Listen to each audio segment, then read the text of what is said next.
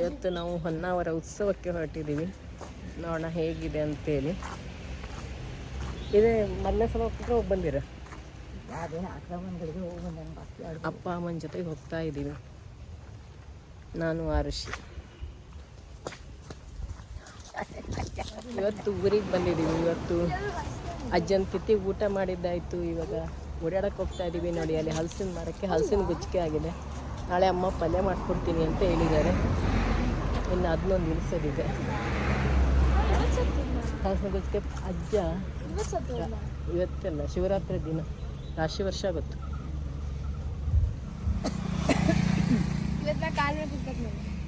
ಬೇಕೇ ಇದಿಲ್ಲ ಕಾಮ ಕುತ್ಕೊಂಡು ಎಲ್ಲರಿಗೂ ಜಾಗ ಕರೆಕ್ಟ್ ಇದೆ.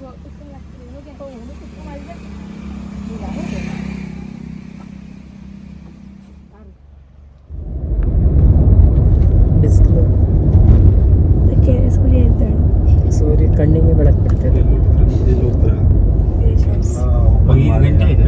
5 ಗಂಟೆ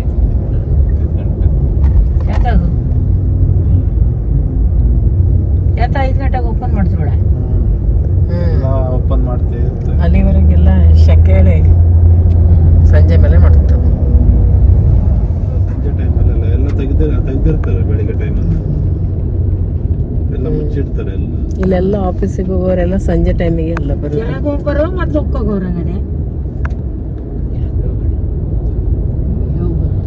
ಕಡೆಗೆ ಇಲ್ಲಿ ಒಪ್ಪ ಎಲ್ಲ ಓಪನ್ ಆಗಲಿ ಅಂಗಡಿ ಎಲ್ಲ.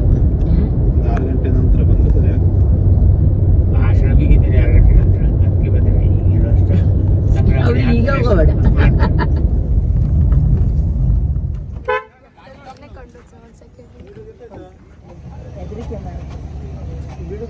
ಹೋಗಿ ನೀವು ಜೊತೆಗೆ ನೀವು ಹೋಗಿ ಹೋಗಿ ಅಪ್ಪ ನೀನು ಕೊಡು.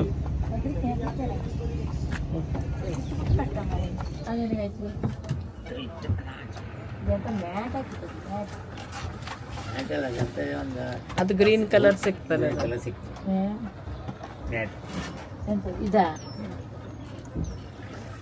ನೋಡಿದ್ರೆ ಕಾಂಡ್ಲವನ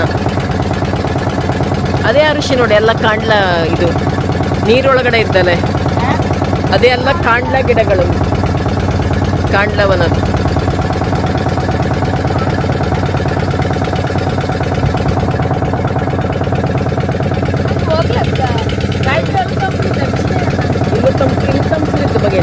ಇಲ್ಲಿ ಬಗೆಲ್ complete. Sharavathi back water. Sharavathi back water boating.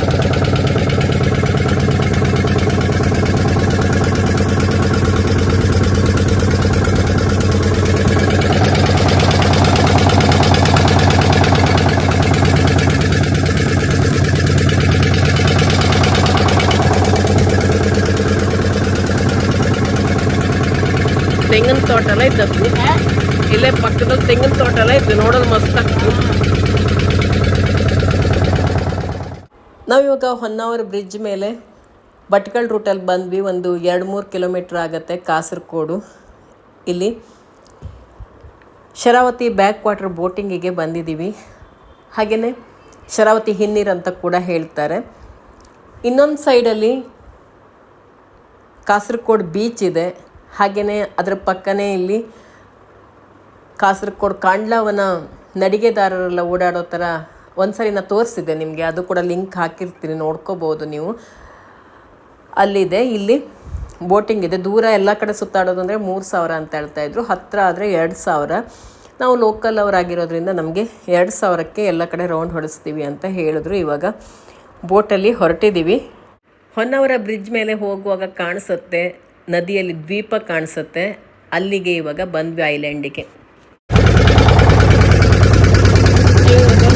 Boat ರೈಡಿಗೆ ಹೋಗ್ತಾ ಇದ್ದೀವಿ. ಅಪ್ಪ ಕುತ್ಕೊಂಡಿದ್ದಾರೆ ಇಲ್ಲಿ. ಈ ಕಡೆ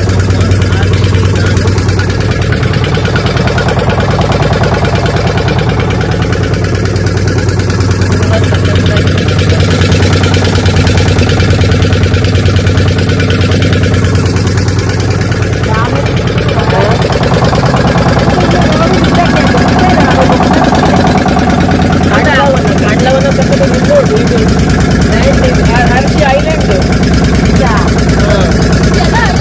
ಎಲ್ಲ ಐಲ್ಯಾಂಡೇ ನೋಡಿ, ಇಲ್ಲೆಲ್ಲ ಐಲ್ಯಾಂಡ್ ಇದೆ, ನೀರು ಮಧ್ಯದಲ್ಲಿದ್ದಾವೆ ನೋಡಿ, ಅಲ್ಲೆಲ್ಲ ಐಲ್ಯಾಂಡ್ ಕಾಣಿಸ್ತಾ ಇದೆ.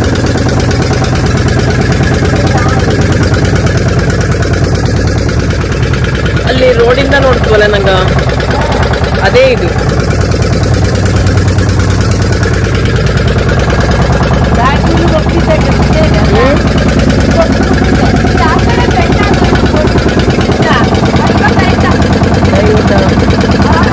ನಾಲ್ಕೂವರೆ ಶಿಫ್ಟಿಗೆ ಬಂದಿದ್ದೀವಿ ನಾವು. ಬಂದಿದ್ದು ಆ್ಯಕ್ಚುಲಿ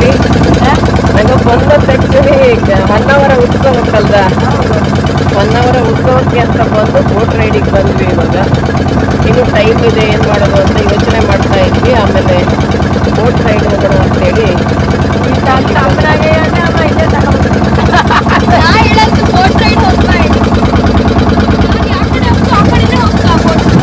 ನೀ ಆರಾಮ್ ಕುತ್ಕೊಳ್ಳಿಕ್ಕಿದೆ, ಮಗನಿಕ್ಕೊಂಬಿಡು. ಅಲ್ಲಿ ತಿಂಬಿದ್ದು ನೋಡು, ಯೆಲ್ಲೋ ಕಲರ್ ತಿಂಬು ತಾಟಕ ಮಣಿಕೊಂಬಿಡು.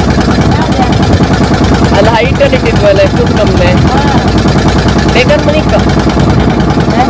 ಮನಿಕತ್ತೀಯ.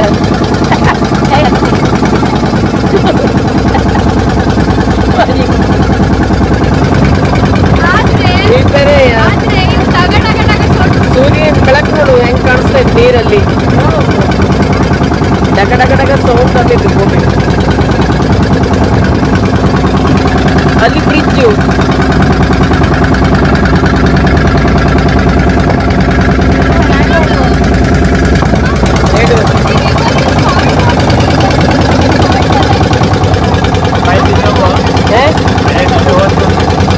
ಬೀಳ್ತಿದೆ.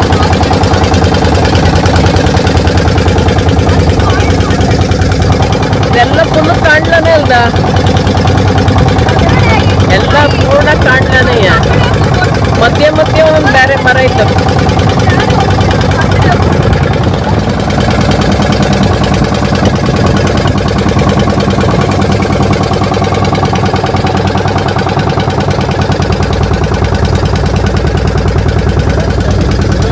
ಚಲೋ ಇತ್ತು. ಇನ್ನೊಂದು ಬೆಳ್ಳಕ್ಕಿ,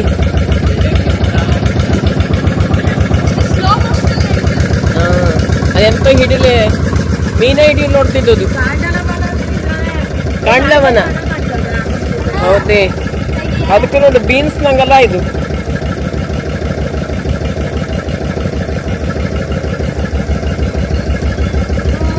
ಹೊಸ ಹೊಸ ಪೋಸ್ಟ್ ಕೊಡ ಹರ್ಷಿ.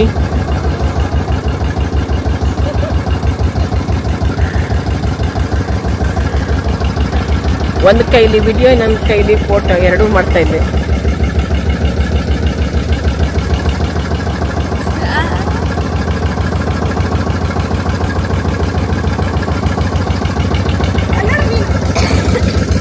ಮೀನ್ ರಾಶಿನೇ,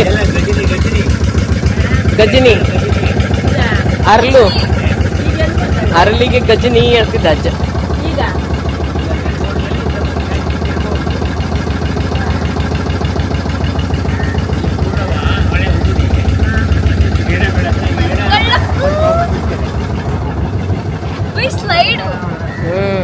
ನಮ್ಮ ಹೊನ್ನಾವರ ಪ್ರಕೃತಿ ಸೌಂದರ್ಯಕ್ಕೆ ತವರೂರು ಅಂತ ಹೇಳ್ಬೋದು. ಗೇರ್ಸೊಪ್ಪದಲ್ಲಿ ದಟ್ಟವಾದಂಥ ಕಾಡಿದೆ, ಅಲ್ಲಿ ವನ್ಯಜೀವಿಗಳಿದೆ. ಈ ಶರಾವತಿ ನದಿಯನ್ನೇ ಅವಲಂಬಿಸ್ಕೊಂಡಿರುವಂಥದ್ದು ಅದು ನೀರು ಕುಡಿಯೋದಕ್ಕೆ.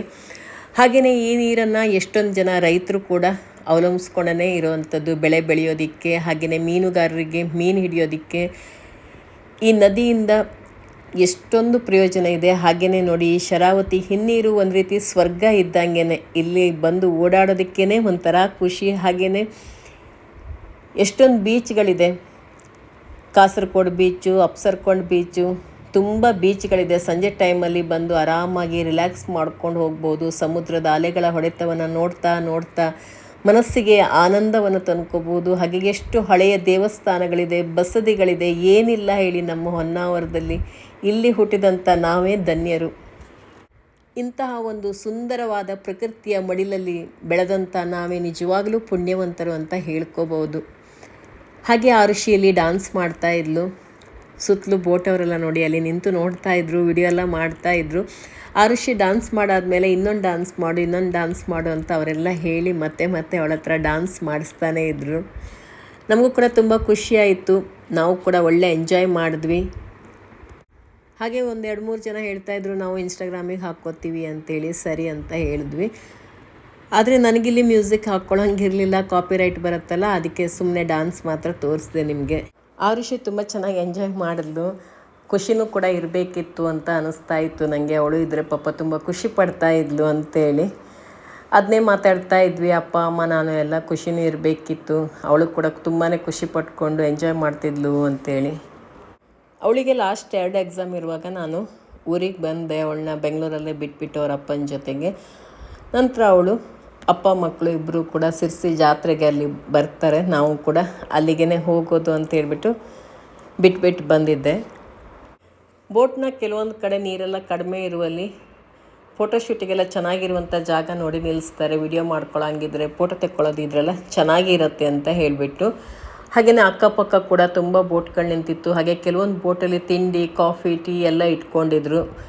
ಬರೋವರಿಗೆ ಏನಾದರೂ ಬೇಕಾದರೂ ತೊಗೊಳ್ಳೋದಕ್ಕೆ ಅಂತೇಳಿ ಲೇಸು, ಕುರ್ಕುರೆ ಈ ಥರ ಸ್ನ್ಯಾಕ್ಸ್ ಕೂಡ ತುಂಬ ಥರ ಇಟ್ಕೊಂಡಿದ್ರು. ಚೆನ್ನಾಗಿರುತ್ತೆ ಈ ಥರ ಹೊರಗಡೆ ಹೋಗುವಾಗೆಲ್ಲ. ಆದರೆ ಒಂದೇ ಒಂದು ಬೇಜಾರು ವಿಷಯ ಅಂತಂದರೆ ಅದೆಲ್ಲ ತಿಂದಂಥ ಕವರ್ನೆಲ್ಲ ನೀರಿಗೆ ಎಸಿತಾರೆ. ಪ್ಲಾಸ್ಟಿಕ್ ಬಾಟ್ಲ್ಗಳು, ನೀರು ಬಾಟ್ಲೆಲ್ಲ ಇಟ್ಕೊಂಡಿರ್ತಾರಲ್ಲ, ಅದನ್ನೆಲ್ಲ ಕುಡಿದು ನೀರಿಗೆ ಎಸಿತಾರಲ್ವ, ಇದು ತುಂಬ ಬೇಜಾರು ವಿಷಯ ಮಾತ್ರ. ನೀರಲ್ಲಿರುವಂಥ ಮೀನುಗಳಿಗೆ ಹಾಗೆ ಜಲಚರ ಜೀವಿಗಳಿಗೆಲ್ಲ ತುಂಬಾ ಅಪಾಯ. ಅದ್ರ ಜೊತೆಗೆ ನಾವು ಕೂಡ ಇದೇ ನೀರನ್ನೇ ಬಳಸೋದಲ್ವ, ಶರಾವತಿ ದಡದಲ್ಲಿರುವಂಥ ಎಲ್ಲರೂ ಕೂಡ ಅದೇ ನೀರನ್ನೇ ಬಳಸ್ತಾರೆ. ಎಲ್ಲರ ಆರೋಗ್ಯಕ್ಕೂ ಕೂಡ ಹಾನಿಕರ. ಬಂದವರು ಸ್ವಲ್ಪ ಇದನ್ನ ಅರ್ಥ ಮಾಡ್ಕೋಬೇಕು, ಅದನ್ನೇ ಹೇಳೋದು. ಯಾರು ಅದನ್ನ ಅರ್ಥನೇ ಮಾಡ್ಕೊಳ್ಳಲ್ಲ, ಎಲ್ಲ ತೆಗೆದು ನೀರಿಗೇ ಎಸ್ದು ಹೋಗ್ತಾರೆ, ಪ್ಲಾಸ್ಟಿಕ್ಕು ಅದು ಇದು ಅಂತೇಳಿ. ಎಂಜಾಯ್ ಮಾಡೋದಕ್ಕೆ ಅಂತ ಬರಬೇಕು, ಆದರೆ ಪ್ರಕೃತಿಯನ್ನು ಹಾಳು ಮಾಡಿ ಹೋಗಬಾರ್ದು. ಇನ್ನೊಬ್ರಿಗೂ ಕೂಡ ಪ್ರಕೃತಿಯನ್ನು ನೋಡಿ ಖುಷಿ ಪಡೋದಕ್ಕೆ ಅಂತೇಳಿ ಅದನ್ನ ಇಟ್ಬಿಟ್ಟು ಹೋಗಬೇಕು, ಬಿಟ್ಟು ನಾವು ಬಂದು ಅದನ್ನ ಕೆಡಿಸಿ ಹೋಗೋದಲ್ಲ. ದಯವಿಟ್ಟು ಯಾರಾದರೂ ಈ ವಿಡಿಯೋ ನೋಡಿ ಬರುವಂಥವ್ರಿದ್ದರೆ ಯಾರೂ ಕೂಡ ಆ ರೀತಿ ಕೆಲಸ ಮಾತ್ರ ಮಾಡಿ ಹೋಗಬೇಡಿ.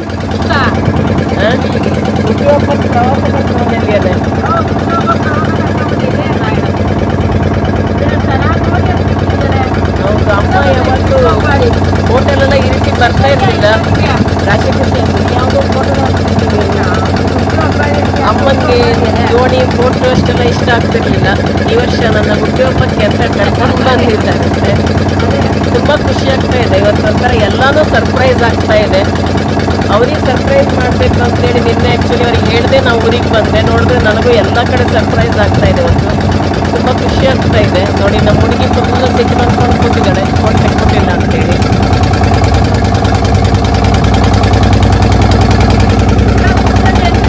ಖುಷಿಯಲ್ಲೇ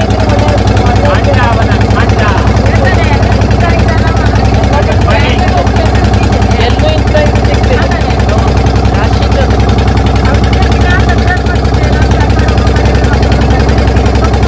ಖಂಡಿತ ನೀವು ಯಾರಾದರೂ 1 ಅವರ್ ಕಡೆ ಬಂದರೆ ಈ ಥರ ಬೋಟಿಂಗ್ ಬರೋದನ್ನ ಮಿಸ್ ಮಾಡ್ಕೋಬೇಡಿ.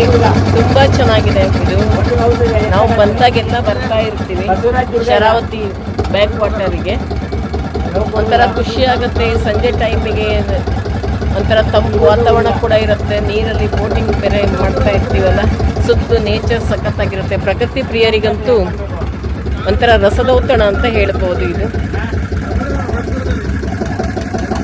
ನಮ್ಮ ಹೊನ್ನಾವರ ಯಾವುದಕ್ಕೂ ಕೂಡ ಕಡಿಮೆ ಇಲ್ಲ. ಪ್ರಕೃತಿ ಸೌಂದರ್ಯದಲ್ಲಿರ್ಬೋದು, ವನಸಿರಿಯಲ್ಲಿರ್ಬೋದು, ಹಾಗೆ ಸಮುದ್ರಗಳು, ಬೀಚ್ಗಳು, ದೇವಸ್ಥಾನಗಳು, ಹಳೆಯ ದೇವಾಲಯಗಳು ಯಾವುದಕ್ಕೂ ನಮ್ಮ ಹೊನ್ನಾವರ ಕಡಿಮೆ ಇಲ್ಲ. ಸೂರ್ಯನ ನೋಡು, ಹರ್ಷಿ ನೋಡು ಹಕ್ಕಿನ ಚಂದಿದ್ದು. ಇಲ್ಲೂ ಫೋಟೋ ಶೂಟಿಗೆಲ್ಲ ಇಲ್ಲೇ ಡ್ಯಾನ್ಸ್ ಮಾಡ್ಲ ಹರ್ಷಿ, ರಾಶಿ ಚಂದಿದ್ದು. ಇಲ್ಲೂ ಒಂದು ಶಾಪ್ ಇದ್ದು ತಿಂಡಿ ತಿಂಬೋರಿಗೆ. ಮಧ್ಯ ನೀರು ಬೇಕು, ಜ್ಯೂಸ್ ಬೇಕು, ತಿಂಡಿ ಬೇಕು ಅಂದರೆ ತಿಂಡಿ ಬೇಕಾ? ಬೇಕು ಚಿಪ್ಸ್ ಬೇಕಾ? ಯಾವುದು? Bingo chips. ಹಾಗೆ ಇಲ್ಲೂ ಕೂಡ ಫೋಟೋ ತೆಕ್ಕೊಳ್ಳೋದಿದ್ರೆ ತೆಕ್ಕೊಳ್ಳಿ, ರೀಲ್ಸ್ ಮಾಡೋದಿದ್ರೆ ಮಾಡ್ಕೊಳ್ಳಿ ಅಂತೇಳಿ ನಿಲ್ಲಿಸಿದ್ರು ಬೋಟ್ನ. ಆರುಷಿದು 1-2-3 ಡ್ಯಾನ್ಸ್ನ ರೀಲ್ಸಿಗೆ ಮಾಡಿಕೊಂಡೆ. ಸ್ವಲ್ಪ ನಿಮ್ಮ ಜೊತೆ ಕೂಡ ಇಲ್ಲಿ ಶೇರ್ ಮಾಡ್ತಾ ಇದ್ದೀನಿ. ಇನ್ಸ್ಟಾಗ್ರಾಮಿಗೆ ಹಾಕೋಣ ಅಂತೇಳಿ ರೀಲ್ಸ್ಗೆ ವಿಡಿಯೋ ಮಾಡಿಕೊಂಡೆ. ಇಷ್ಟು ನೀರು ಹಸಿರು ಮಧ್ಯೆ ಇದ್ರೂ ಎಷ್ಟು ಸೆಕೆ ಇಲ್ಲಿ. ಬೆವರು ಹಾಗೆ ನೀರಿಳಿತಾ ಇತ್ತು ಅಲ್ಲ. ಇಲ್ಲಿ ಸೆಕೆ ತುಂಬ ಇದೆ, ಬೆವರ್ತಿದೆ. ಚಲೋ ಬಂತಾಯಿ.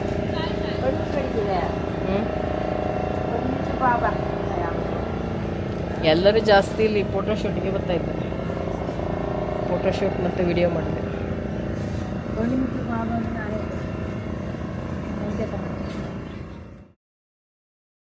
ಇವತ್ತಿನ ಈ ವ್ಲಾಗ್ನ ಇಲ್ಲಿಗೆ ಮುಗಿಸ್ತಾ ಇದ್ದೀನಿ. ಮುಂದೆ ಎಲ್ಲಿ ಹೋದ್ವಿ, ಏನು ಮಾಡಿದ್ವಿ, ಏನೆಲ್ಲ ಇತ್ತು ಅಲ್ಲಿ, ಅದೆಲ್ಲವನ್ನು ನಾಳೆ ವ್ಲಾಗಲ್ಲಿ ನಿಮ್ಮ ಜೊತೆಗೆ ಶೇರ್ ಮಾಡ್ತೀನಿ. ಇವತ್ತಿನ ವ್ಲಾಗ್ ಅಂತೂ ಪ್ರಕೃತಿ ಪ್ರಿಯರಿಗೆ ರಸದೌತಣ ಅಂತ ಹೇಳ್ಬೋದು. ತುಂಬಾ ಖುಷಿ ಕೊಡುತ್ತೆ. ಕೊನೆಗೆ ಈ ಜಾಗ ಯಾವುದು ಅಂತ ಕೇಳಬೇಡಿ, ಇದು ಹೊನ್ನಾವರ. ಇದು ಶರಾವತಿ ಹಿನ್ನೀರು ಅಂತ ಹೇಳ್ತಾರೆ, ಶರಾವತಿ ಬ್ಯಾಕ್ ವಾಟರ್ ಅಂತ ಹೇಳ್ತಾರೆ. ಇಲ್ಲಿ ಬಂದರೆ ಖಂಡಿತ ಬನ್ನಿ, ಇಲ್ಲಿ ತುಂಬ ಚೆನ್ನಾಗಿರುತ್ತೆ. ಆದರೆ ಪರಿಸರವನ್ನು ಹಾಳು ಮಾತ್ರ ಮಾಡಿ ಹೋಗಬೇಡಿ ದಯವಿಟ್ಟು. ಮತ್ತೆ ಇದನ್ನು ನಿಮಗೆ ಹೇಳ್ತಾ ಇದ್ದೀನಿ.